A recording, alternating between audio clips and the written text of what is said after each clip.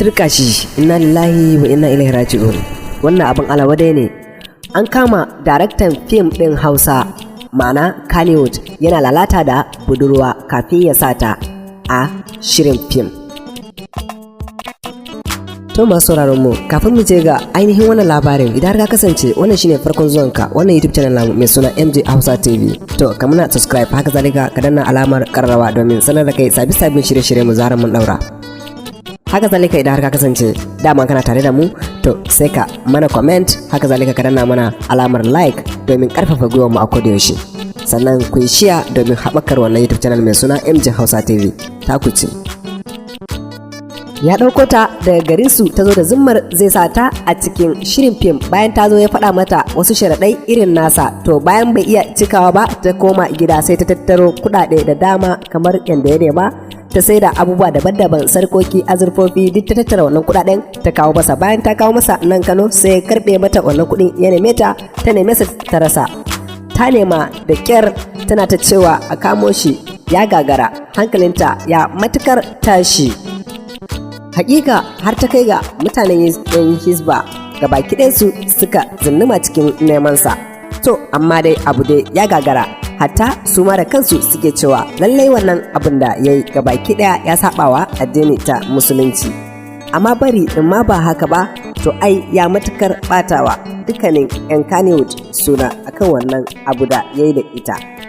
Sannan har ya samu ya gudu, ta kai ga har ake cewa shi fa wai hikima ne da shi, ma'ana yana nan a cikin gari amma ba a yi sa'a kama shi ba, domin daga zarar ya gansu shikenan sai ya buya, kuma ya riga ya buya kenan, ma'ana akwai waɗanda suke goya masa baya akan wannan lalata da yake da 'yan mata ko kuma da yaran mutane, especially idan har suka zo shiga cikin shirin fim.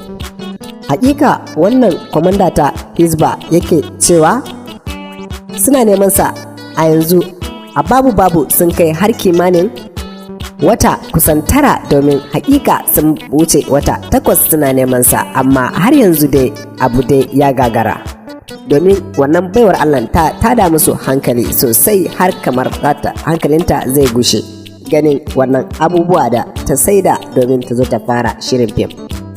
Hakika wannan daraktan abin da ya kai a masa alawadai ga dukkan ma jarumai na Kannywood, su ma suna alawadai da wannan abu da yi, domin su ma da kansu suna matukar neman sa domin su damƙa sa a hannun 'yan Hisba.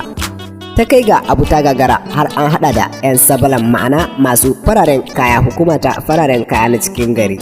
To hakanan suna cikin CID na neman sa can an ce idan har kere na yawo zabo na yawo, to fa tabbas wataran sai an haɗu. Hakanan sun zo sun haɗu domin an kama shi, amma fa da wani laifi, ba ma da wannan laifin ba, an kama shi da wata ya daban, suna aikata abu da bai dace ba.